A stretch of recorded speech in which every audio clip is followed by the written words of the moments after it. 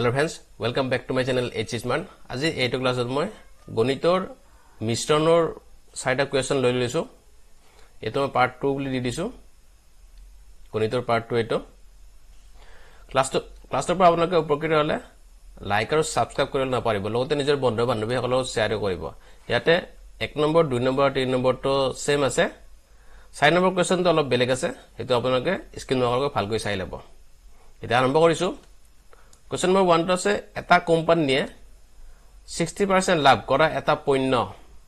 আৰু 30% লাভ কৰা এটা পণ্য বিক্ৰী কৰে। পণ্য বা বস্তু বিক্ৰী কৰে। মুঠ গড় লাভ 45% হলে দুয়োটা পণ্যৰ বিক্ৰীৰ অনুপাত কিমান হ'ব সেইটো কথা দিছে। এনেকুৱা কোৱেশ্চন জবাবৰ আহিছিল আপোনালোকে সো ইম্পৰ্টেন্ট আছে ভালকৈ চাই ল'ব। একদম ইজি আছে। এটো মই কেনেকৈ কৰিব মানে শৰ্ট ট্ৰিকছত কেনেকৈ কৰিব এটা চাই ল'ব। কেনেকৈ কৰে এটো প্ৰথম যেটো হাইয়েস্ট থাকে এই হাইয়েস্টটো h বুলি দিছি মই হাইয়েস্টৰ পৰা যেটো মই গড় দিয়া থাকে এই গড়টো প্ৰথম মাইনাস কৰি লব মই ab বুলি দিছো আৰু নেক্সট কি কৰিব নেক্সট অনুপাতত যেটো লৱেস্ট থাকে হেইটো এভাৰেজৰ পৰা বিয়োগ কৰি দিব লৱেস্ট বাই স্মল হা এইটো কৰিব এইটো মই কৰি দিলে আপোনালোকে বুজি পাব কেনেকৈ কৰিব প্ৰথম মই ওই ৰেশিও বুলি লিখি লৈছো দুয়োটা পণ্যৰ বিক্ৰীৰ অনুপাত গতিকে আমি এটো r বুলি লিখি লৈছো প্ৰথম কি কৰিম আমি হাইয়েস্ট যেটো আছে হাইয়েস্ট কিমান আছে ইয়াতে 60% তো হাইয়েস্ট আছে 60% ৰ পৰা আমি কোনটো মাইনাস কৰিম মুঠ গড় লাভ এভাৰেজ যেটো দিয়া আছে 45% এটো আমি বিয়োগ কৰি লম 60 মাইনাস 45 হলে এটো ইসটো কি কৰিম আমি যেটা এভাৰেজ আছে 45 দিয়া আছে 45 মাইনাস আমি কিমান কৰিম 30% কৰিম যেটো লো তো আছে 30 কিমান হল 60 মাইনাস 45 কৰিলে কিমান পাম আমি 15 পাম নেক্সট 45 মাইনাস 30 কৰিলে কিমান পাম এইটো তো আমি 15 পাম হল কি হল 15:15 দুটা আমি ক্যান্সেল কৰিব পাৰো হয় ক্যান্সেল কৰিলে কিমান পাম আমি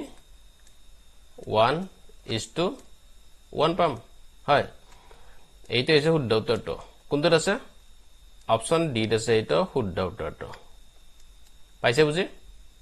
এবাৰ যদি বুজিলে না আপোনালোকে এটো পৰীক্ষাত একদম ইজি কৰিব পাৰিব নেক্সট কোৱেশ্চনটো দিছো 2 নম্বৰটো এখন বিদ্যালয়ত ছাত্ৰ আৰু ছাত্ৰীৰ গড় বয়স 16 বছৰ 16 বছৰ আছে ছাত্ৰৰ গড় বয়স দিয়া আছে 15 বছৰ আৰু ছাত্ৰীৰ গড় বয়স আছে 18 বছৰ তেন্তে ছাত্ৰ আৰু ছাত্ৰীৰ সংখ্যাৰ অনুপাতটো কিমান হ'ব হেটো কথা দিছে মই ডাইৰেক্ট ৰেশিও বুলি দি দিছো ইয়াতে ছাত্ৰ আৰু ছাত্ৰীৰ সংখ্যাৰ অনুপাতটো ৰেশিও ইকুৱেল টু কি হ'ব প্ৰথম মই কলো যে আগতত কলো যে যেটো বেছি থাকে ইয়াতে কোনটোত বেছি আছে ছাত্ৰীৰ গড় বয়সটো 18 বছৰটো বেছি আছে হয় প্ৰথম আমি হেটো মাইনাস কৰিলম কোনটোৰ পৰা যেটো গড় মুঠ গড় বয়স দিয়া থাকে বা যেটো কমন দিয়া থাকে ছাত্ৰ আৰু ছাত্ৰীৰ গড় বয়স 16 আছে হয় গতিকে আমি 18 বছৰৰ পৰা কি কৰিম প্ৰথম 16 টো মাইনাস কৰি দিম হল এইটো নেক্সট অনুপাত দি আমি কোনটো লিখিম যেটো কমন আছে মানে ছাত্ৰ ছাত্ৰীৰ গড় বয়স 16 আছে এই 16 ৰ পৰা নেক্সট কি কৰিম ছাত্ৰৰ গড় বয়স 15 বছৰ এটো কম আছে গতিকে এইটো আমি বিয়োগ কৰি দিম প্ৰথম বেছিটো বিয়োগ কৰিছো প্ৰথম এটো বেছিটো বিয়োগ কৰিছো নেক্সট কমটো বিয়োগ কৰিছো হয় এটোত মনত ৰাখিব যে ইয়াতে এবসলিউট মান যেটো হয় হেটো আমি লিখা যায় মানে ইয়াতে নেগেটিভ লিখা না যায় হা এটো কি হলে তো 18 মাইনাস 16 কিমান পালো আমি 2 পাম আৰু is to 16 minus 5 sorry 16 minus 15 কেনবা আমি 1 পাম হল এইটো आंसर 2:1 মানে ছাত্ৰ ছাত্ৰীৰ সংখ্যাৰ অনুপাত কিমান 2:1 কোনটোত আছে শুদ্ধ উত্তৰ অপচন সি আছে শুদ্ধ উত্তৰ এইটো হৈছে ৰাইট आंसर আৰু এইটো যোৱা বছৰ এক্সামত আহিছিল 2022 ত এইটো আহিছিল সো এইটো ইম্পৰ্টেন্ট আছে এটা কোৱেশ্চন মই থিটো লৈছো এখন চাহৰ দোকানত 100 টকাত 1 কিলোগ্ৰাম চাহপাত আৰু 150 টকাত 1 কিলোগ্ৰামৰ চাহপাত আছে যদি মিশ্ৰণৰ গড় মূল্য 120 টকা হয় তেন্তে দুয়োটা চাহপাতৰ অনুপাত কিমান মই তো ৰেশিও বুলি লিখি লৈছো কিমান দি আছে প্ৰথম বেছি তো কিমান আছে 150 টকা বেছি আছে হয় 150 টকাৰ পৰা আমি কি কৰিম যেটো মিশ্ৰণৰ গড় মূল্য দিয়া আছে 120 টকা হেতু আমি প্ৰথম বিয়োগ কৰি লম 120 টকা ইজ টু মানে অনুপাত যেটো মিশ্ৰণ নেক্সট কি কৰিম আমি মিশ্ৰণৰ গড় মূল্যটো দি আছে 120 টকা 120 টকাৰ পৰা আমি কি বিয়োগ কৰিম যেটো কম দি আছে 100 টকা দি আছে এটো আমি বিয়োগ কৰি দিম কিমান পাম আমি এটো 30 is to 20 হয় দুটাৰ পৰা যদি আমি 00 ক্যান্সেল কৰি দিও কিমান পাম আমি 3 is to 2 কোনটো আছে আমাৰ শুদ্ধ উত্তৰটো অপচন এ আছে শুদ্ধ উত্তৰটো হয় গতিকে এটো হৈছে ৰাইট আনসাৰ পাইছে বুজি এনেকৈ কৰিব পাৰিব আপোনালোকে নাম্বাৰ 4 টো আছে এজন মানুহৰ 100 কিলোগ্ৰাম চেনি আছিল যাৰ এটা অংশ 7% লাভত বিক্ৰী কৰে আৰু বাকি অংশটো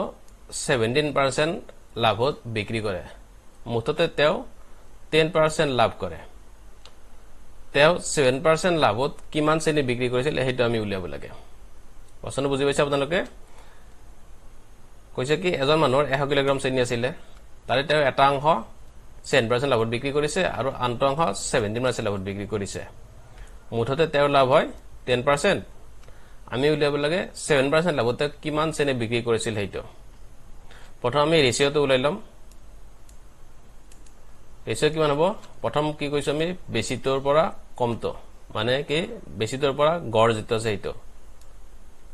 17 minus 10 নেক্সট কি কৰিম আমি যেটো গড় আছে গড়ৰ পৰা কম যেটো থাকে হেতু আমি বিয়োগ কৰি লও কিমান পাম আমি 17 minus 10 কৰিলে 7 is to 10 minus 7 কৰিলে কিমান পাম আমি 3 পাম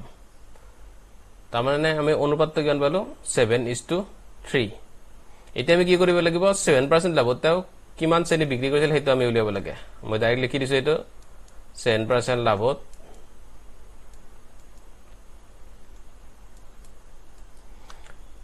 কি কৰিব লাগিব এটো 7/10 into 100 kg 100 kg এইটো আমি উলাই লৈছো এটো 10 টো ওপৰ আহিলে হেতু আপোনালোকে মোক কমেন্ট কৰিব দে কি কৰি আমি এটো 10 ৰ 0 টো ক্যান্সেল কৰিম ইয়াতে 100 ৰ এটা 0 ক্যান্সেল কৰি দিম কিমান থাকিলে ওপৰ 10 থাকিলে 7 into 10 থাকিলে গতে 7 into 10 কৰিলে কিমান হয় 70 কেজি থাকিল তাৰমানে কি কৰিছে তাও 7% লাভত তাও 70 কেজি চেনি বিক্ৰী কৰিছে আৰু বাকি 30 কেজি 17% লাভত বিক্ৰী কৰিছে আমাৰ শুদ্ধ উত্তৰ কোনটো হ'ব অপচন ডি তো